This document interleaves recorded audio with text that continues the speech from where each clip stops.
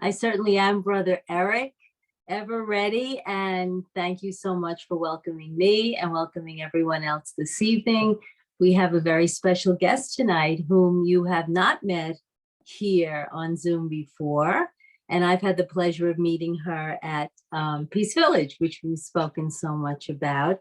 So she will be concluding, Elizabeth Padilla will be concluding our month-long conversation on life, liberty, and the pursuit of happiness.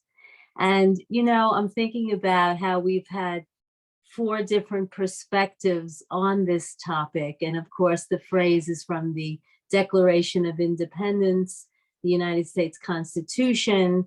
And we've had 4 different perspectives on life, liberty, and the pursuit of happiness. And just to recap the entire month, for those of you who may have missed some, and for our guest tonight, our first speaker was Judy Rogers, who talked about really the liberty piece, I would say, the freedom from our own thoughts and how we have choices about what we're thinking and what we want to act on. And Judy was very helpful in giving us methods to curb those thoughts that we really don't want to, we just want to put a full stop to because they're harming us and those around us. The following week, Brother Eric did not disappoint in his uniqueness in presenting a unique perspective on a well-worn out phrase from the Declaration of Independence. And he found the beauty and the godliness in the pursuit by our forefathers of determining that that phrase and the Constitution itself had a very higher purpose, and that God was leading, just like there's God on our money, in God we trust. They were very, very keenly aware of their importance in setting the bar very high for this brand new country of ours. So I was surprised by that, and I found his spin on this week's theme, this month's theme, very, very interesting and unique, as only Brother Eric can be. And then, of course, last week we had Mary, Sister Mary, who talked about happiness, the 2 kinds of happiness, the limited and the unlimited. And of course, we have choices that we need to walk in this world of material things and relationships with people, but that if we want peace and freedom, we need to attach ourselves to a higher meditative state.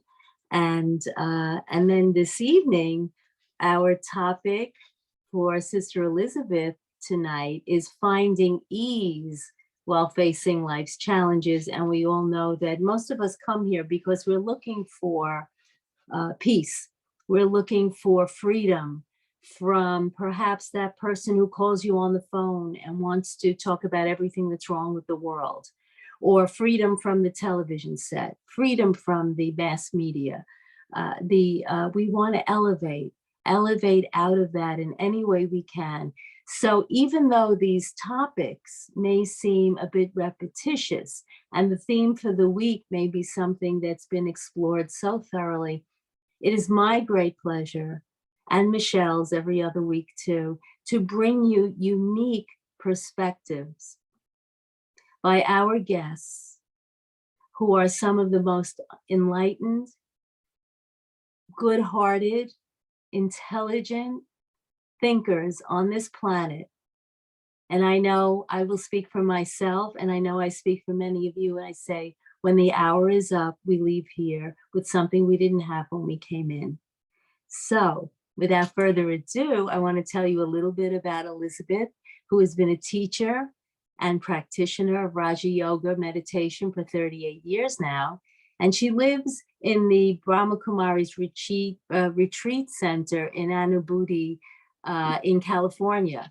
And she manages their program of retreats, and she has been involved with and graced dozens of interfaith programs. She facilitates retreats herself, seminars, workshops, everything for personal development and interweaving the spiritual with the everyday common things we all have to go through. She's also, and I know this personally, a gifted singer and an actor, but I've heard her sing, and some of you may have heard her sing because I think we play some of her songs.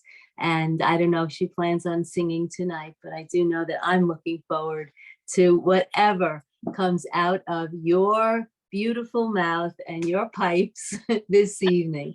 So without further ado, I would love to introduce you to our audience and introduce them to you. Elizabeth, thank you for joining us this evening.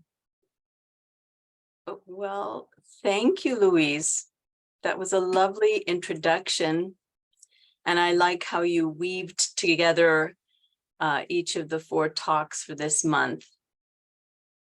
And what I really gravitate to, sounds funny, gravity and freedom. Gravitate to freedom. And one way, I think we like to have ease.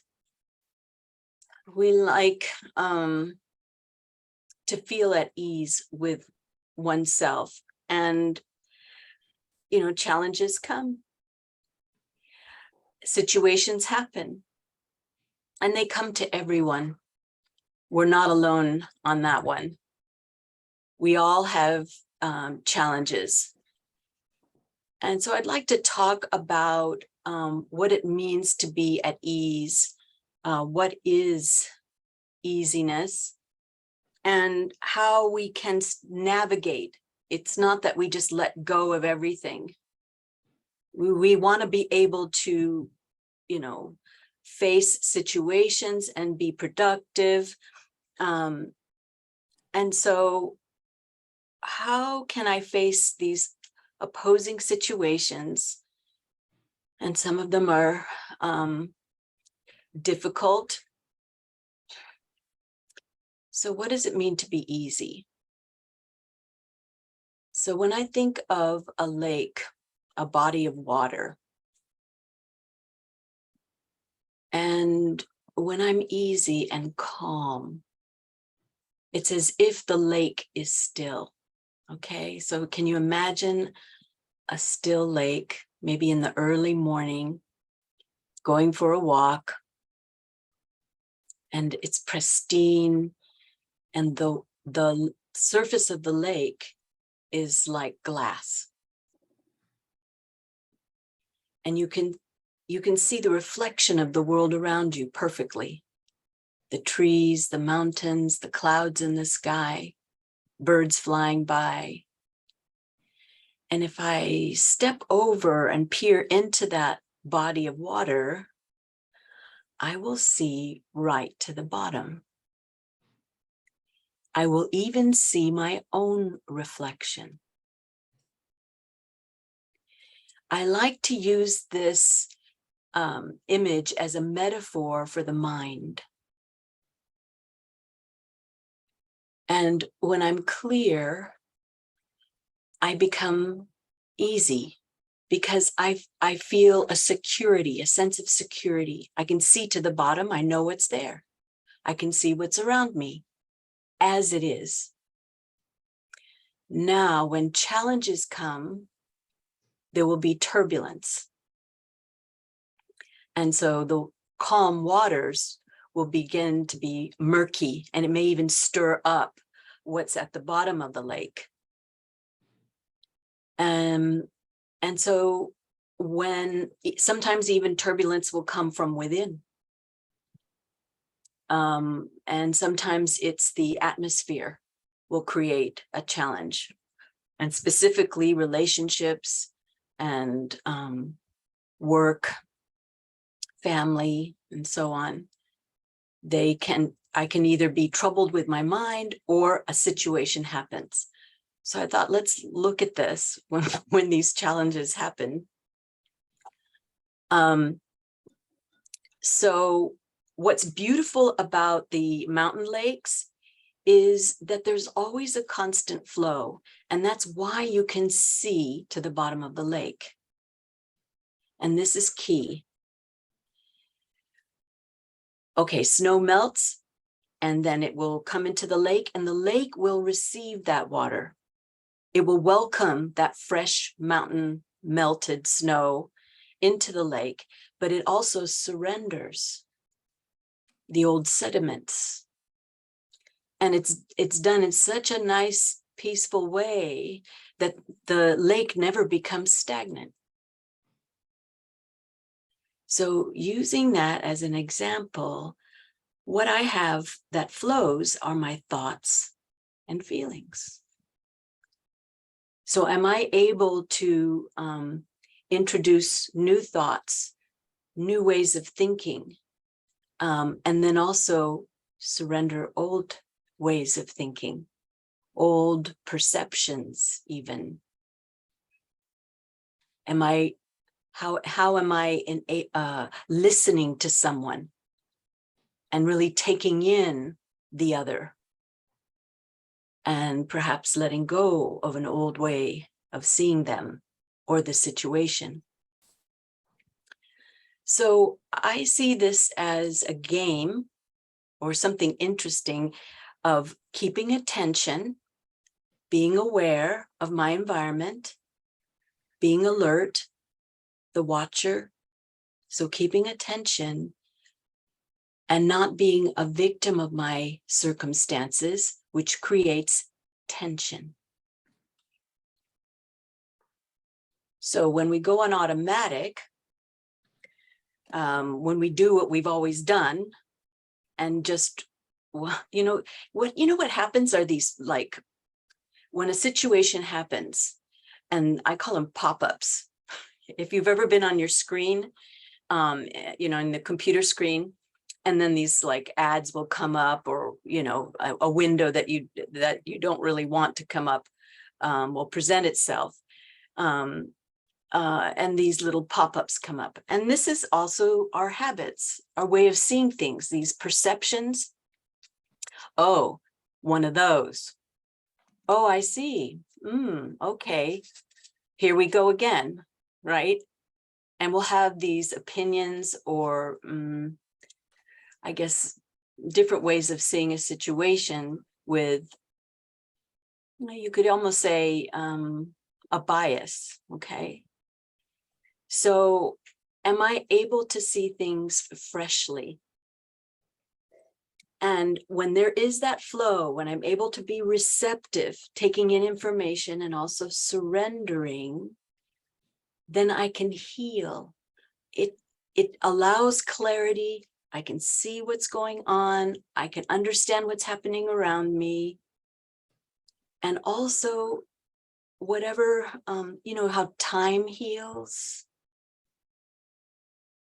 And any system, when there's tension or constricted energy, what happens? If I can't breathe properly, if there's congestion, or perhaps I have some cardio issues and my veins have some blockages, or I've experienced having nerve pain, intense nerve pain, and from pinched nerves. And so when there isn't flow, there is suffering, there's pain. And this also goes for emotions and for thoughts. Have you ever felt that you have so many things to deal with that you're just going to explode? No. Well, I meant like when they're juggling. And so what I do is I'll just laugh, I'll just go, okay, let's see how we can get through this one. I'm sure there's lovely little ways you can make it through a situation and keep your cool. But when I don't, what happens?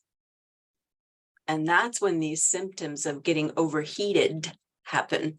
And I'll resort to these pop-ups because they're just old habits. And so then I don't have a grip of this situation. I lose it. I lose my cool. And so we want to be able to navigate And that gives us freedom. If I have a compass, I have this confidence to go out to sea, and I'll know my way back, right? So here we've had now a metaphor of the lake, seeing things as they are. How do I perceive life? Allowing a flow, welcoming new perceptions, new beliefs, new understandings, some wisdom, and then letting go of old ways of thinking that don't serve me anymore. And then also comes a navigating system, a GPS of some sort. And for me, due north is a sense of truth. And we all know what that is. I think we're born with it. You know how children have a wonderful way of saying things that stop you in your tracks? You know, children can be our little teachers, right? So it's that essence, that sense of knowing. And for me, truth is consistent. Truth never deviates from itself. It's not that, 100 years ago, it was true, but it's not true anymore. Then for me, it was never true. It just served a means of serving something at that time. But just as the sun comes up and the sun goes down, as the seasons turn, they're consistent, constant. And what sustains us? And that's these qualities that we really revere: love, peace, freedom, liberty, happiness. These ring true. And so we use these qualities as a navigator. And also I like to pun it, GPS, instead of this, I forgot what it is, germane positioning system or something anyway, or geographic positioning system, God positioning system, some reference of goodness or divinity, whatever that reference is for you. And that can be your bar, and being able to meet that bar.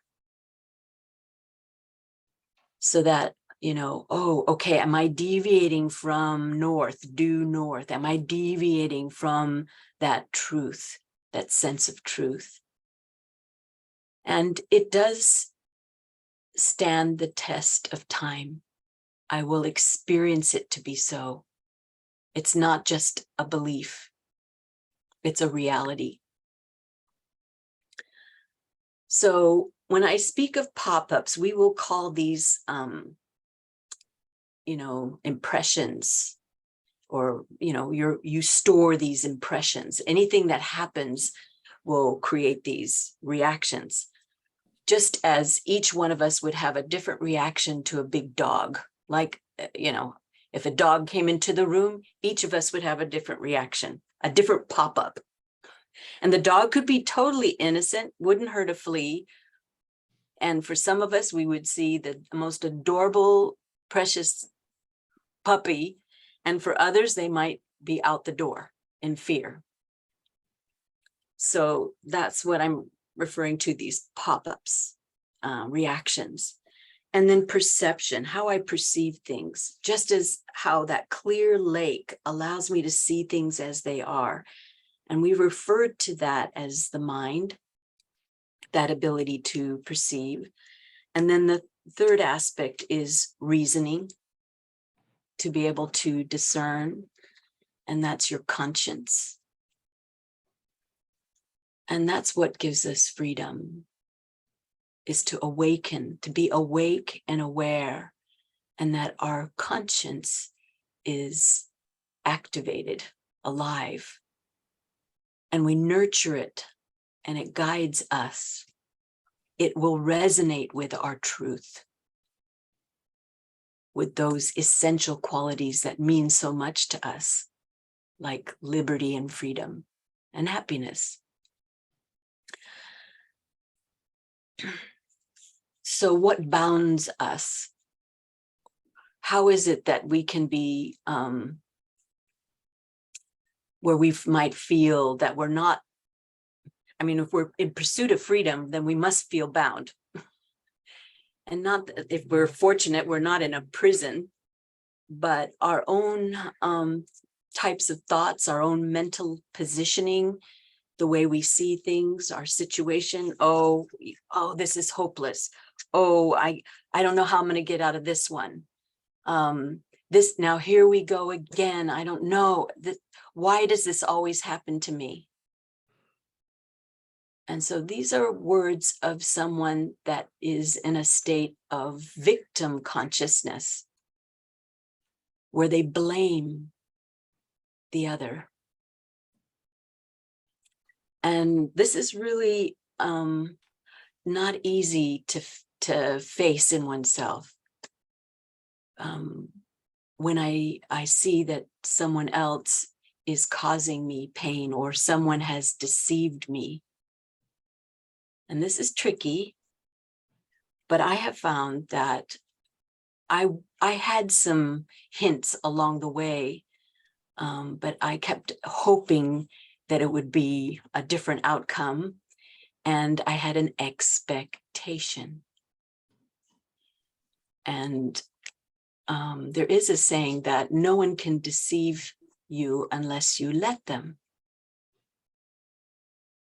So how can I avoid being deceived? How can I trust my instincts when a red light is flashing and saying, this isn't going to work, please don't, make this move?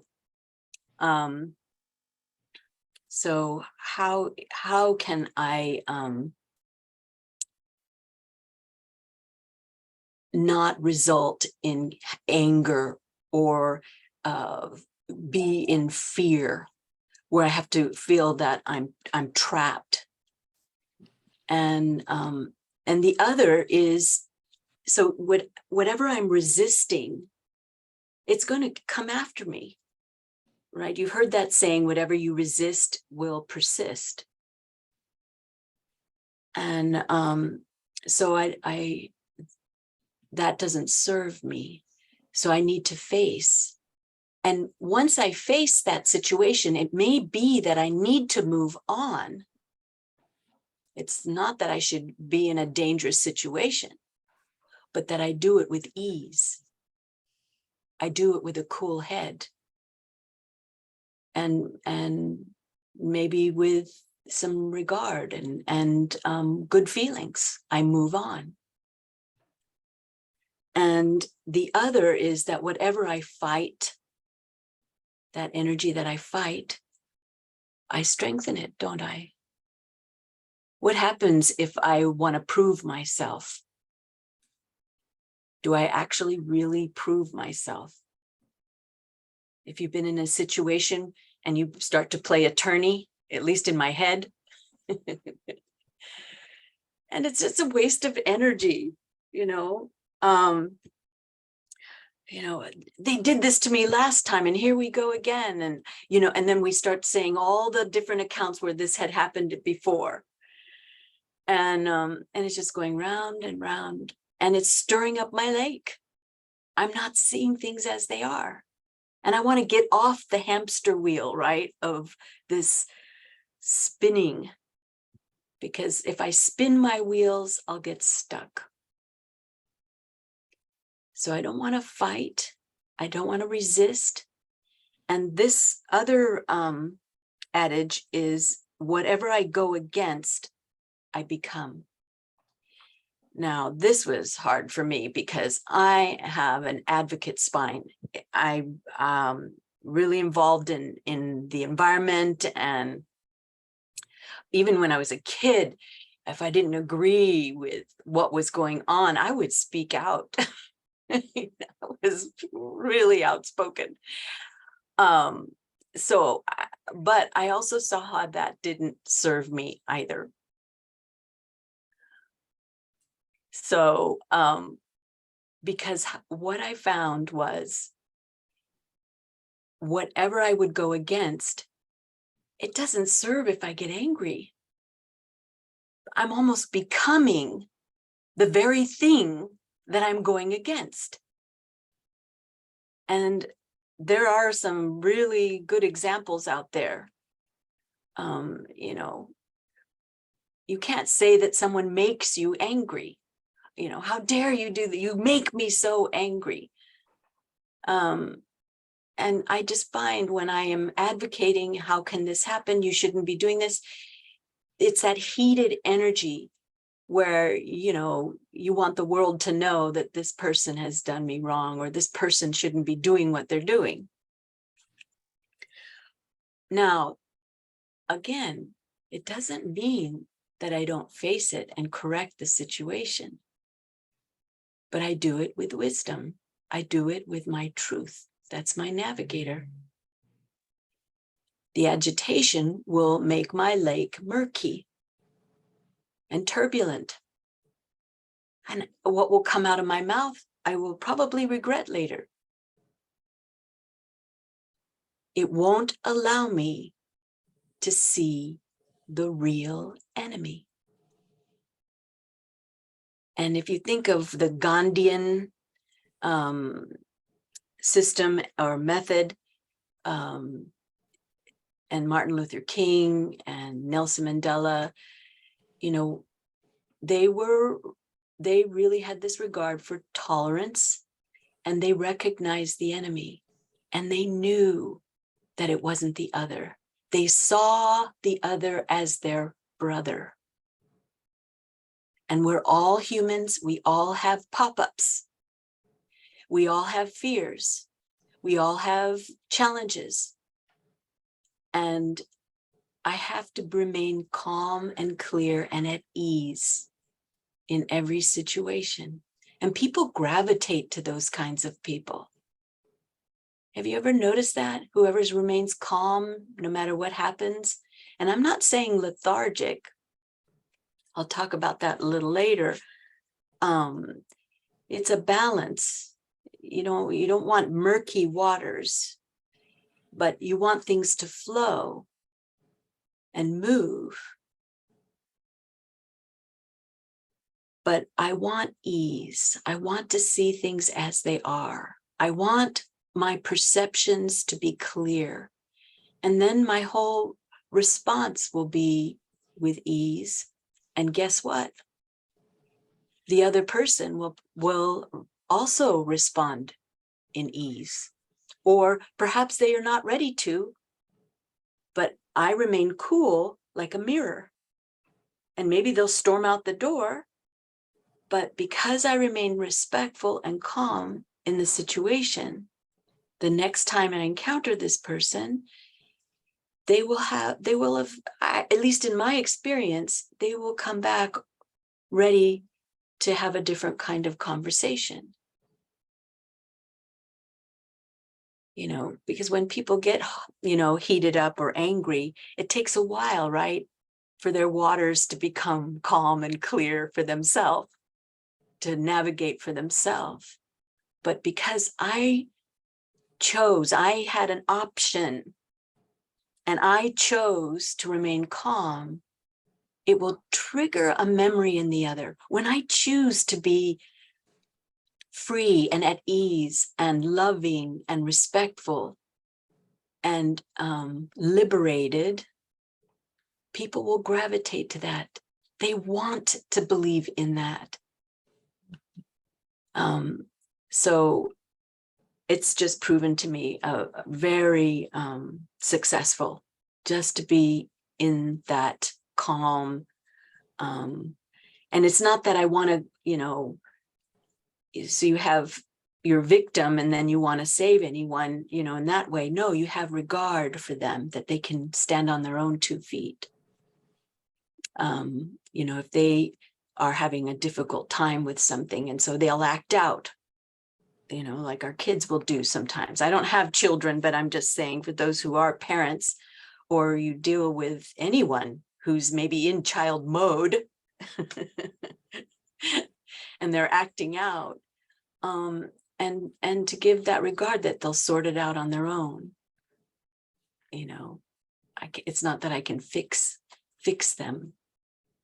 So I have to trust. That's another thing, that everything that's happening, and these are things that really help me be at ease, that I totally trust. Even myself, whatever mistakes maybe I've done, I just totally trust that everything will get sorted out. Everything that's happening is happening for me. Whatever the situation. And this also helps me to navigate, to be able to, hold on to my truth and also trust even those that have let me down. And I remember listening to one of my seniors talk about trust, and she was saying, it doesn't feel good to not trust, does it? It doesn't feel good. It makes your heart shrink a bit, and who can I trust? And she says you should forgive. And of course, we can't relinquish the debt of someone, whatever their karmic return will be. And not that I would wish ill for anyone either. But when I do forgive, who's free? Who is more at ease? And the benefit would go to myself. And I had a situation at that time where someone deliberately said ill things about me. And because they, whatever reason, I'll just leave it at that. It was a disadvantage of the situation, that they didn't want me to, whatever, move forward, whatever it is. But anyway, they were saying ill things about me, and I could just tell. And I've known this soul for a long, long time. And it hurt, but I didn't, I said, okay, here we go. Let's see how we do here. And when the senior talked about trust, I said, yes, somehow it rang a bell. It rang true. Okay. It rang true. And you'll know when that rings for you. And I went with it. And yes, we can know the shortcomings or how far to trust someone, but to open my heart again to that person and know that they were under an influence for however way they could see the murky waters with their way of perceiving the situation. And so immediately there was forgiveness. I didn't even have to try. And I just opened my heart, and sure enough, the relationship blossomed. It improved. And it was not only that I said I would open my heart, but I knew that if they knew how much I trust them, no matter what, in that challenge, that they will have a new vision on me. Maybe I hurt them in the past and I didn't know it, right? We don't do things intentionally, really. But if we take sorrow from someone, we will give sorrow, or we will give that return. So I want to get off the wheel. I don't want to play this game anymore.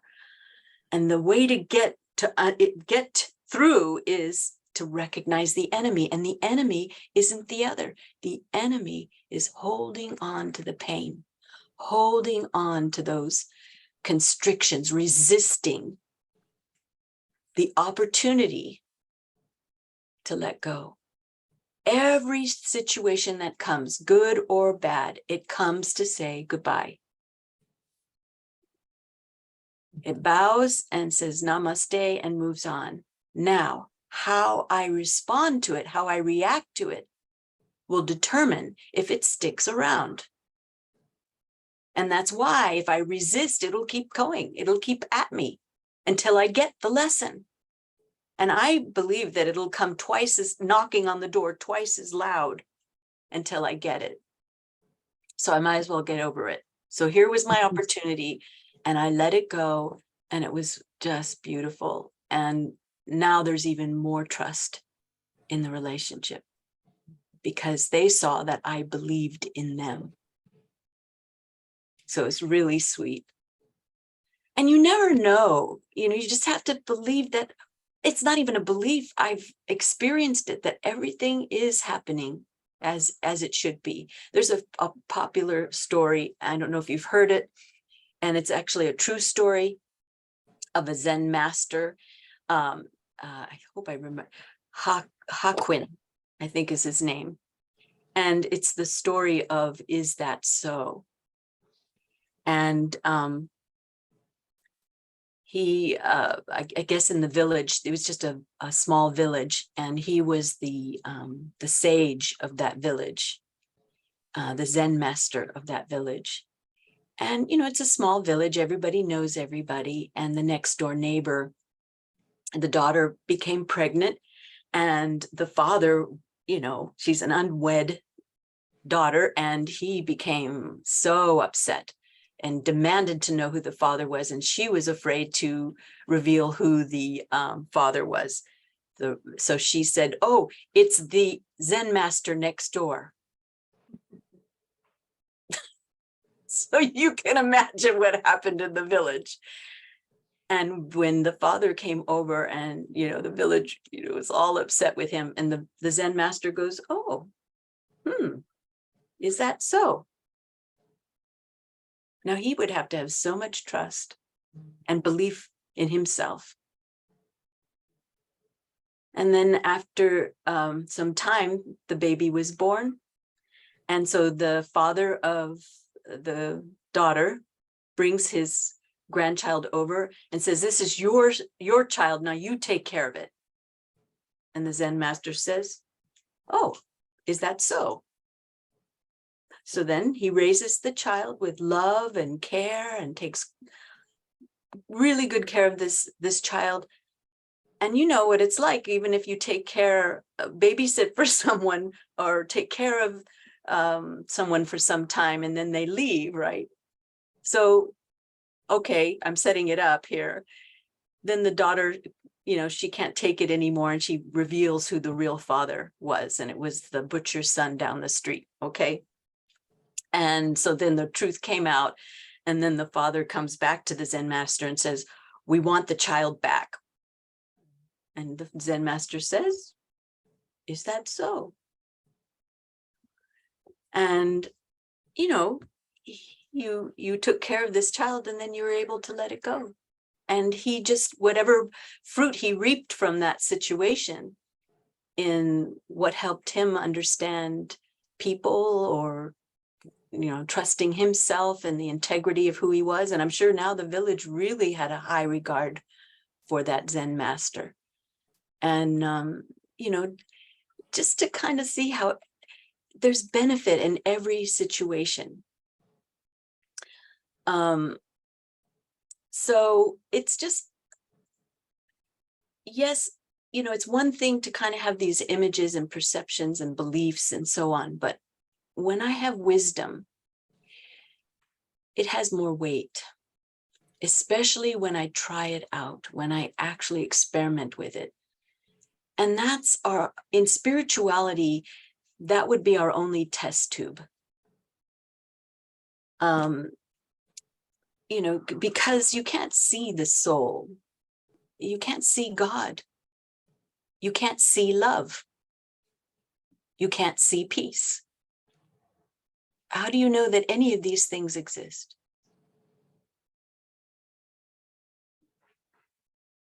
By experiencing them, experimenting, putting it to the test. And I know that my mother loves me because of the experience. And I know whatever that divine reference is for me, that it has that much effect on my life by my experience. And I know my spiritual presence, my loving, pure presence is vibrant and gives life from my experience. Because when I'm limited in my thinking, when I am what I call, or what we call body conscious, when I'm just limited by my titles, my age, my gender, my background, my social background, then I'm going to play the game of less than and more than. I'll feel small, or I'll feel like I'm somebody. But when I really believe in myself as myself and trust myself, wow, love myself, that is the best navigating system. And there's a lovely exercise you can do, and try this out when you look in the mirror. Maybe you're brushing your teeth, whatever it is you might be doing, combing your hair, and then take a moment and just gaze into your eyes for a moment and just get a sense of the kindness in your presence.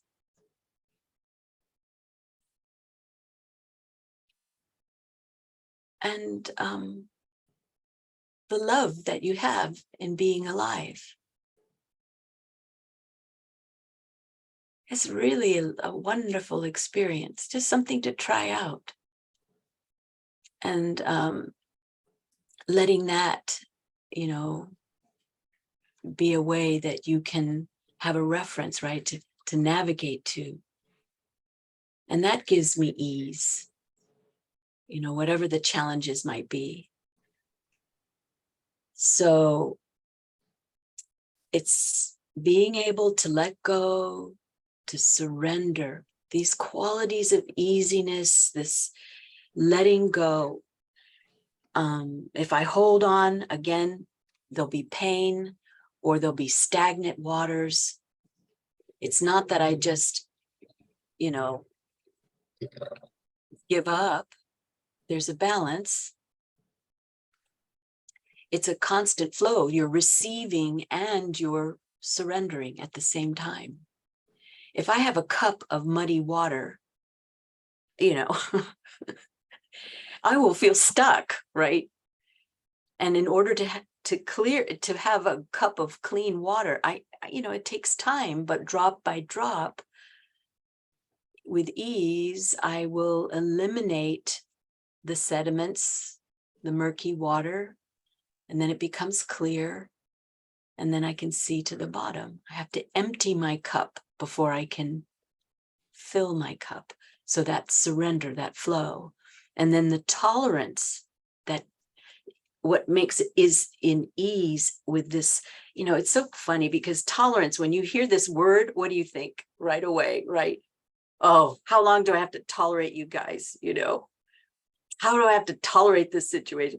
We fold our arms and, this kind of situation. But actually, when you think of what tolerance is, if you really look at the definition, tolerance is what you embrace. It's open-armed.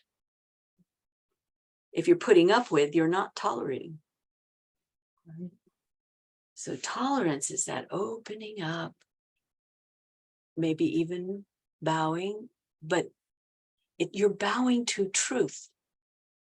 It's not that you, again, play victim or keep putting yourself in vulnerable situations. No, I know my boundaries, but I know them. It's a knowledge. And I also, with tolerance, I have to know and identify the enemy again, to see the real enemy, and it's not the other.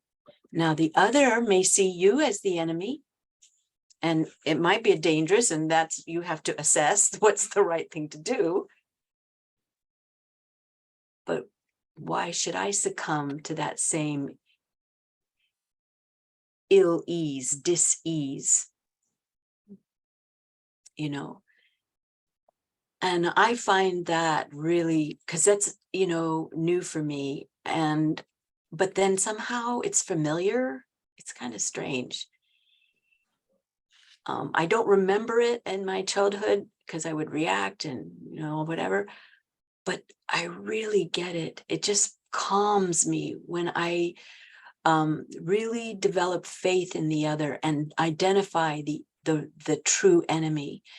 And if someone else is haunted by anger, really, I would have merciful feelings for them, instead of adversarial feelings. And so tolerance, again, it's just this embracing and, really seeing. And how are we doing on time, by the way? We're okay. Can I jump in a second? Mm-hmm. Yeah. And I would like to invite anyone who has a question to just put it in chat, or maybe we can unmute tonight. We have a little time. You'll do a little meditation at the end, right? But we have about a few minutes. I'm thinking of a question that you raised very early on. Why do we feel bound?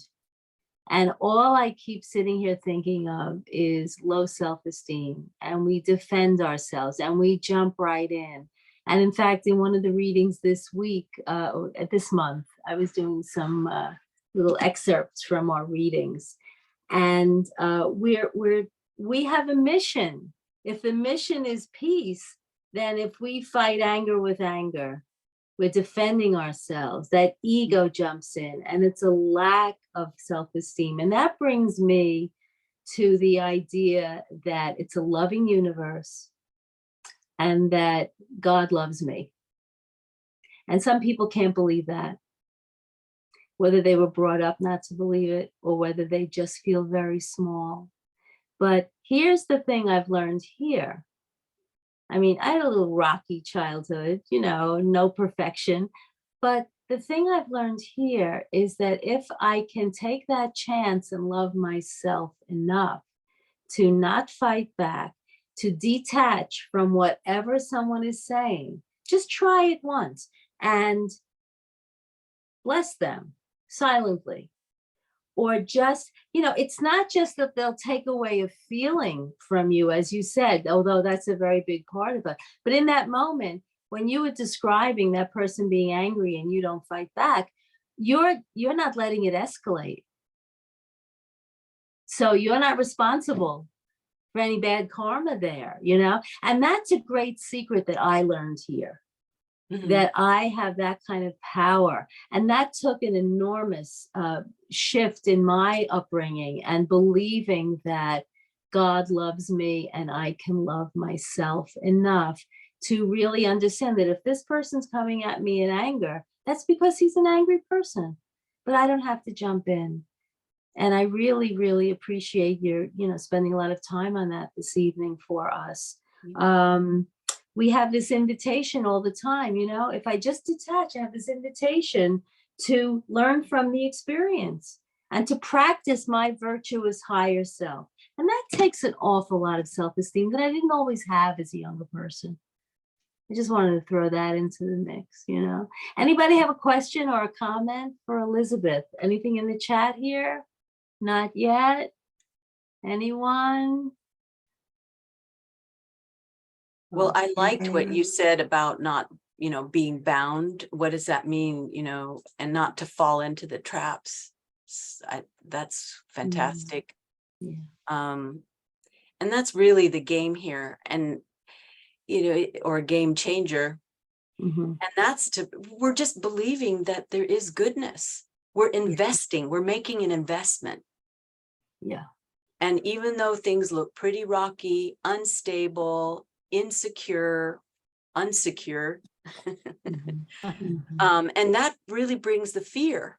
And once that fear barometer goes up, poof, that's it. All the others come. And so for me, I have to invest in that way. Absolutely. Someone has a question, I think, Cherry. Yeah. Sherry, hi. Sherry, hi. How are you? How are you? Good. You have a question or a comment? I think it's Tamar. Oh, I'm Tamar. Right. I have a question, and I would like to bring out the point, Elizabeth, that when you had this situation with this person that you knew a long time, and they were saying bad things about you, that you still felt the hurt. And that I thought was so important that you say is that we are human, we will feel feelings, and you were able to, even in spite of the hurt feelings, to overcome the feelings and trust that you would be able to forgive that person. I really thought that hit home on that you had that spiritual power to overcome it, because a lot of times when we go through situations and we feel that emotional hurt, it drops our self-esteem. And I wanted to know how you were able to keep your self-esteem intact despite of the fact you felt the hurt. Wow, I don't know. I think because of so much practice, and I also just had to believe in love. I just somehow, I don't know, it's like a little intuitive thing. And maybe one day I'll be able to dissect it and articulate it. But at that moment, it was just an instinct. And I can hear it even in your voice, Tamar, that you're able to grasp this concept, that you have this ability. And when these things come up, it's with people we've known. It's family, it's, people that love us. And, for whatever reason, that they'll come under the influence of fear, or they took hurt from me or whatever, or from someone else, and then it ricochets onto me, right? I didn't have time to kind of dissect it in that way, but somehow I just said, no, I know this person is a loving person. I just know it. I have to believe in this. And it worked. It was great.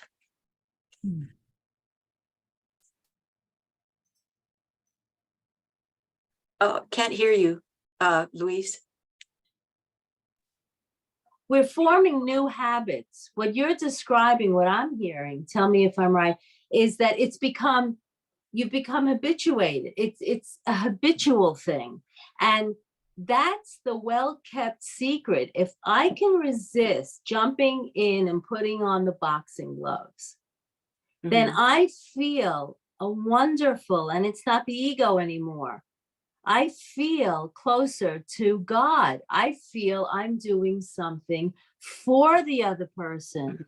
And that becomes a habit. It's like a smoker has one sometime, never had it before, and then has more and more and more and more. It's a habit. Well, we can have wonderful addictions. And as we become addicted to virtuous behavior, it's its own reward. Am I right? Is that what you were? Well, it sounds good to me. We're designing our own pop-ups. Yeah. Whatever the metaphor, it still works. Right.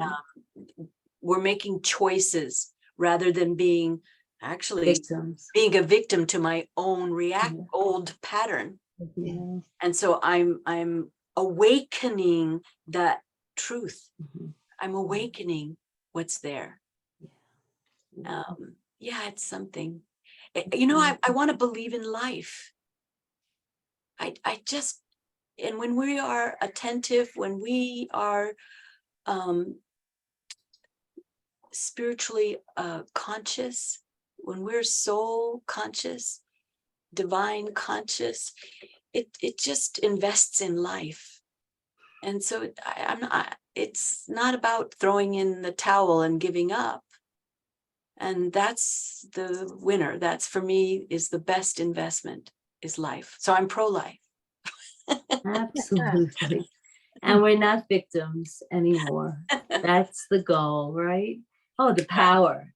Yeah. But it's not ego power. It's good. It feels good. So we are now at that time when I'm going to ask you if you would lead us in a sweet little meditative commentary. Sure. Before you do, I just have a few quick announcements. I have to tell everyone that tomorrow is the UN's International Peace Day. And for all the NGOs such as us, we're all going to be in Central Park tomorrow. I'll be there. Michelle will be there. Everyone you've ever met who lives in the area is going to be in Central Park by the band shell. And we are going to celebrate International Peace Day. It is a glorious, warm, wonderful event with Brahmins and other NGOs. And I would strongly encourage anyone. It's you enter at 72nd Street on the east side and walk to the band shell and get out your little compass and you can find it. That's Peace in the Park. There's the flyer. That's our flyer. And I hope we see some of you there. Introduce yourselves to us, please. The other announcement is that next, where are my announcements? 1 second. Okay. Next month, our theme will be Living with Limitless Love. So please join us then. And then what I wanted to say was Saturday morning, in person only, from 10:30 to 11:30 is positive thinking. Eric, are you leading that this Saturday? Yes, I will be. Come see Brother Eric in person, and we can have a whole weekend of wonderful Harmony House events. Okay, so that's the flyer for Saturday morning and the registration. Okay, so Elizabeth, I want to thank you again for coming, and please take us out in a little meditation. This was beautiful. Thank you. Okay, so just a couple minutes here to just have an opportunity to unwind, let go of all the thoughts, the concepts. Take a nice deep breath in and let go.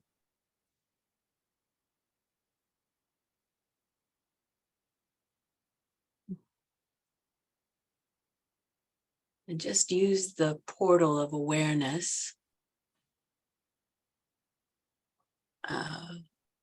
to go within, even the awareness of sounds.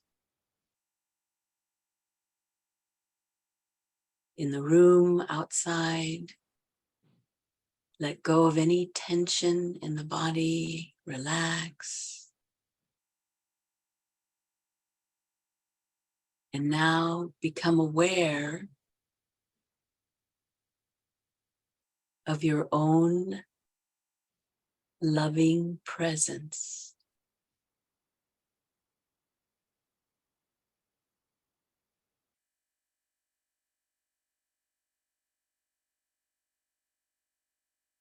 Just imagine a beautiful body of water.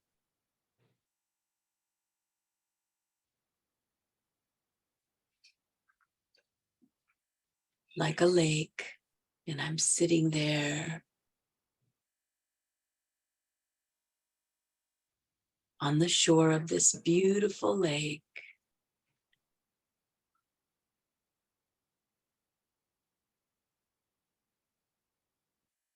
And there's water flowing into the lake, and water that's being released from the lake. And like the lake, I let each thought come and go.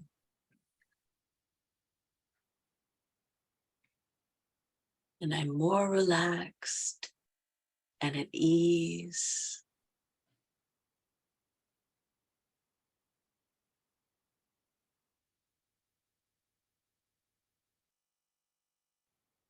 Perhaps I can bend over and see the reflection of myself in the lake.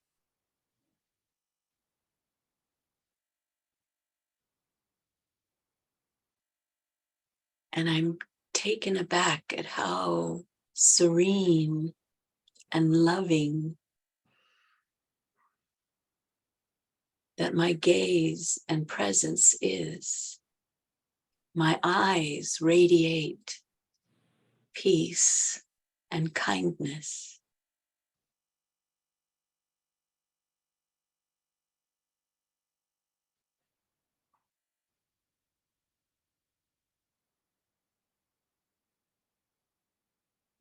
I trust what is happening in my life is happening for me. And it comes and goes like the flow of the lake.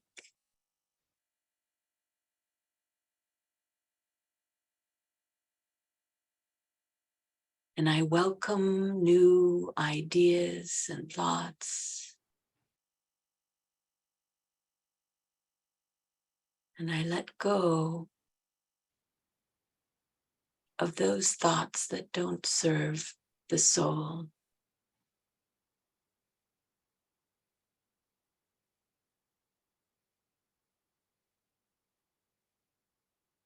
I can also see to the bottom of the lake.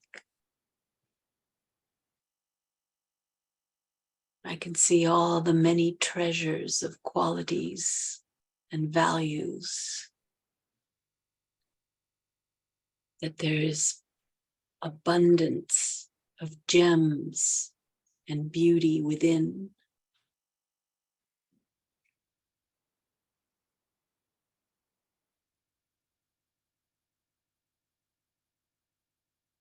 And I also, in this consciousness, in this awareness, I see the world as it is.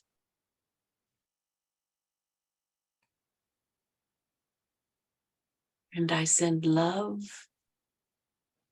and kindness and peace out into the world. May all be free. May all be liberated. May all find happiness.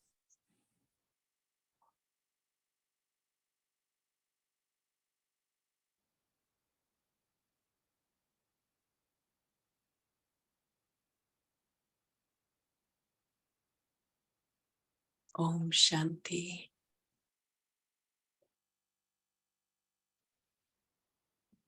Om Shanti. Om Shanti. Om Shanti. Thank you again, Sister Elizabeth. Do come back to us. Thank you, Brother Eric. Very good. Thank you all. Elizabeth, enjoy the Thank you. West Coast. And Louise, enjoy your Peace in the Park tomorrow, and everybody else who's going to be there. I hope to see some of you in person on Saturday for positive thinking. So Right. again, Elizabeth, thank you so Very much. good. See you all. Anybody want to unmute and wave there? Say goodbye.